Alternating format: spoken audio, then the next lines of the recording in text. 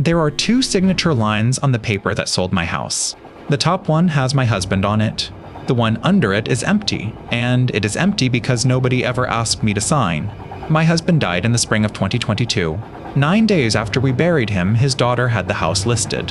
I found out there was a closing date the way a neighbor finds out, which is from the sign in the yard. I had lived in that house since 1994. It was his before we married, and it stayed in his name the whole time, which never once came up in 28 years. So let me give you the true part first, because it is all true. His name was on the deed and mine was not. He signed that house over to his daughter in 2015, and it was recorded that same month. The first lawyer I paid read that deed and handed it straight back to me. He told me I had no interest in the property and never had. Every word he said was correct. I want to be honest about how bad it looked. Not on the deed, not on the mortgage, not on anything. 4 professionals told me the same thing over 6 months, and not one of them was wrong. So hold on to one thing while I tell you the rest. His daughter had a recorded deed, a clean title search, and a cash buyer, and she still paid a lawyer to stand in a courtroom and ask a judge for permission to sell it. Nobody asks a judge for permission to sell something that is already theirs. She works in title. She knew that better than I did. So why did she do it? Because a rule she deals with every working day does not care whose name is on the deed. It cares who lives in the house. Here is the part of 2015 that matters, and then I will leave it alone. My husband got a diagnosis in the March of that year, and the word he came home using was care. He was 68, and he had watched his own mother go into a facility and watched a house get sold to pay for it. That is what he was afraid of, and it is the only thing he was trying to fix. So he had a paper drawn, and he signed the house over to Diane. She is his daughter from his first marriage, and she has worked at a title company since she was 24. I was in the house that afternoon. Nobody kept it from me, and nobody tricked me. I made the coffee. Here is what did not happen at that table. Nobody slid the paper across to me. Nobody put a pen down in front of me, and nobody said your turn. Why would they? On the face of it, I had nothing to sign. It was his house, his name, his paper, and I was the wife who happened to live there. That deed went on the public record 11 days later. For the next 7 years, nothing about my life changed at all. I paid the water bill and planted the same beds, and he got better, then worse, then better again. He never went into a facility. He died at home in the front room in the spring of 2022, which means the thing he signed that house away to prevent never actually happened. 9 days later, there was a sign in the yard. So what did the professionals tell me? The first one told me I was not on the deed. That is not an opinion, and there is no arguing with it. The second one told me the deed was 7 years old, correctly notarized, correctly recorded, and that nobody had raised a finger about it in all that time. Also true. The third one explained that the house left my husband in 2015, so by the time he died, there was nothing of it in his estate for me to claim a share of. That is exactly right, and it is the answer that closed the most doors. The fourth one told me this is not a state where marriage makes a house half mine on the day I move in. Also correct. So there it is. 4 people who do this for a living, 4 correct answers, and I walked out of the last office believing I had 30 days left in the only house I have ever thought of as mine. It took me a long time to work out what they had in common. Every one of them was answering the same question, and it is a question about ownership. Whose name is on it? Who held title? Who had the right to sell? Not one of them asked the other question. Nobody asked me how long I had lived in that house. It sounds like a soft question. It is the only one in the story with money attached to it.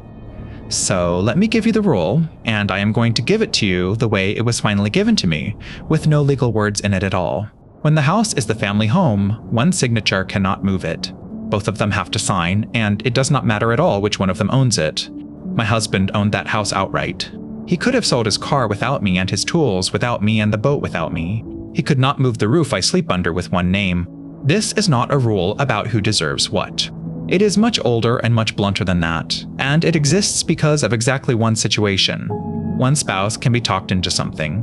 One spouse can be frightened, or optimistic, or dying, or simply wrong, and the other one still has to sleep somewhere. So, the law does not ask that person to prove she paid for the house. It does not ask her to prove her name is anywhere. It asks whether she lives there. That is the whole test. I lived there. I have lived there since 1994, and every person in this story knows it, including the woman who sold it. So what does that do to a deed that is 7 years old and correctly recorded? It is worse than you were expecting. Deeds like that are not weak. It is not something I had to go to court and knock down inside a time limit. It never moved anything. The paper was signed and stamped and filed and indexed, and the house stayed exactly where it was. That is a strange thing to sit with. For 7 years, everybody in my family believed Diane owned that house, and she believed it hardest of all. She paid the taxes on it. She carried it on her own paperwork as an asset. None of that makes a paper move, a house it never moved. So follow where that puts us on the day he died. If the 2015 deed never took the house out of his name, then it was still his in the front room that spring morning. And a house a man still owns when he dies goes where the law sends it. Not where a paper from 7 years ago wanted it to go. It went to his estate with his widow standing in it. That is the answer the third lawyer would have reached if the house had ever actually left. I did not know any of this in the spring of 2022. All I knew was that there was a sign in my yard and a date on it. So she went ahead and sold it, and that is where her problem started, because she was not the only person who had to be satisfied. Her buyer was paying cash and he still wanted title insurance, because everybody does. An insurer does not take a deed on trust. Somebody in an office reads the chain of title and reads the tax roll and then decides what the company is willing to promise. That person is paid to find the thing nobody has looked at. He found something on the tax roll from 2015. Then he did what those people do, which is decline politely and in writing. The company would insure the buyer, but it would not insure over the possibility that a spouse still had rights in that house. It wanted a judge to say the 2015 deed was good. So she paid a lawyer $3,400 to file a petition asking a judge to tell her she owned her own house. Nobody in that office would say what the insurer had found on the roll, and for 5 more weeks neither did anybody else.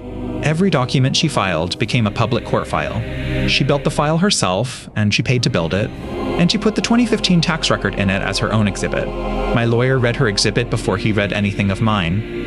Then he asked me a question nobody had asked in 7 years, which was whether the tax bill on that house had ever gone up. It had.